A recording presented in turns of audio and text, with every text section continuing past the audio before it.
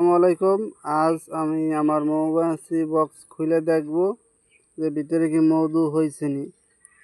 3 দিন আগে আমি মৌমাছি বক্স খুলে মধু সংগ্রহ করছি।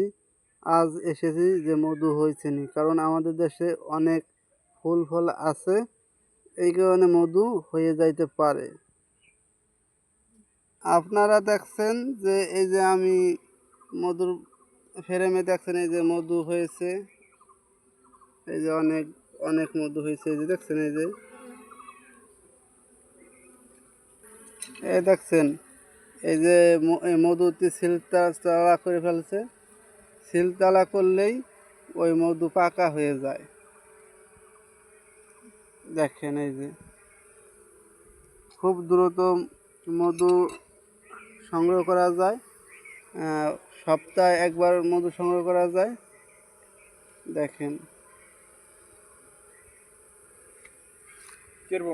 অনেক মধু হয়েছে।